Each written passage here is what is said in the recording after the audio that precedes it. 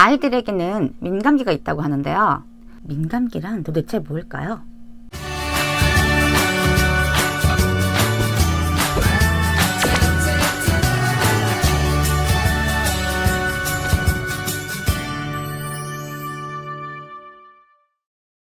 사실은 민감기는 곤충학자가 요충을 관찰하다가 발견한 거예요. 요충이 본능적으로 생명을 유지하고 성장하기 위해서 어린 잎을 먹는데 이 잎이 어디에 많을까요? 햇빛이 있는 곳에 많다는 걸 알고 햇빛을 찾는 능력이 뛰어나게 발달하는 순간이 있는데 어느 순간 더 이상 잎을 먹을 필요가 없어지면 그 능력이 사라지는 거예요. 이게 곤충의 민감기예요. 그런데 아이들에게도 본능적으로 자신을 발달시키기 위해서 이런 능력들이 뛰어나게 민감해지는 시기가 있다는 걸 발견하게 되었어요. 그게 아이들의 민감기예요. 민감기는 모든 어린이에게 나타나고 특별한 시기가 지나면 사라집니다. 민감기에 있는 아이들은 한 가지 일을 지칠 줄 모르고 오랫동안 즐겁게 몰두할 수 있어요. 민감기는 한 가지씩 오는 게 아니라 여러 민감기가 중복될 수도 있고 서로 영향을 미치는 특징이 있어요. 민감기를 잘 활용하면 아이의 욕구를 충족시키면서도 발달을 효과적으로 도와줄 수 있어요.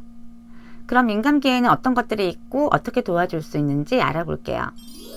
언어에 대한 민감기는 4개월에서부터 5세까지 지속되는데 개인차가 있을 수 있지만 2살부터 4살까지 가장 강력하게 나타나요.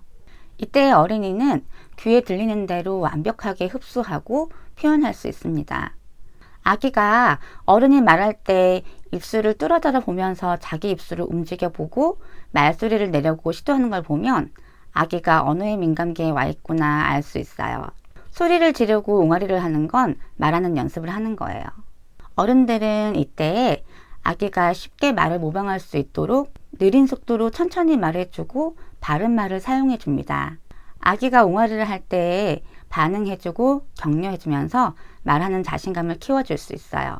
또 어린아이가 말을 어눌하게 하면서 오래 걸리더라도 중간에 끊지 말고 기다려주면서 끝까지 성의 있게 들어주는 것도 필요해요.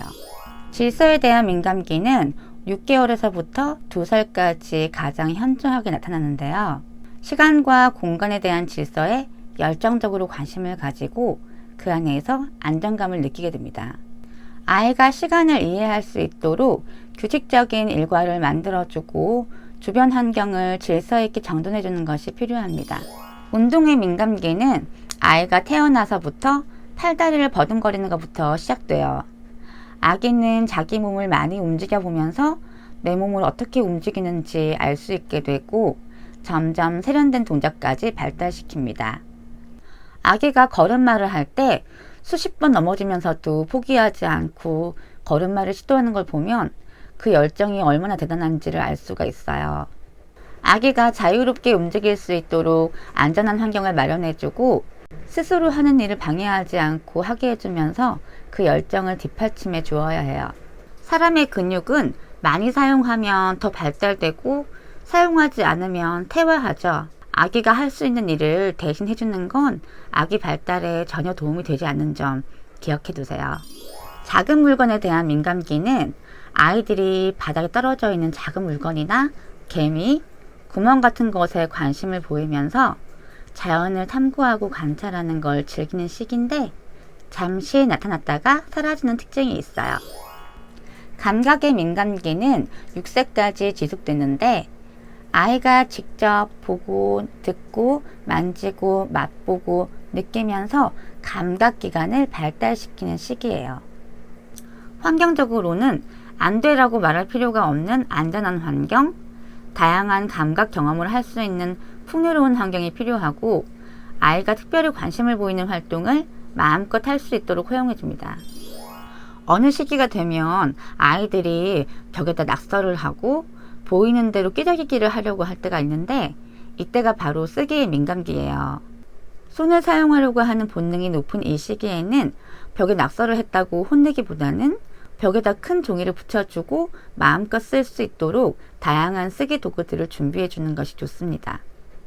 아이들에게는 낙서도 큰 의미가 있기 때문에 끼적이기를 했을 때 칭찬하고 격려하면서 손을 더 많이 사용할 수 있도록 합니다.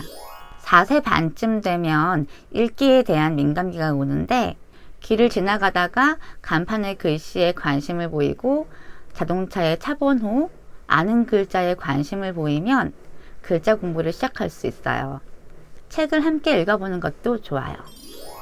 민감기 얘기를 하면 늑대 소년의 예를 들 수 있는데요. 늑대 소년의 발견 당시 11살이었는데 그때 많은 전문가들이 언어 교육을 시켜보았지만 정상적인 언어 구사를 할 수 없었다고 해요. 그런 걸 보면 민감기가 얼마나 중요한지 아시겠죠?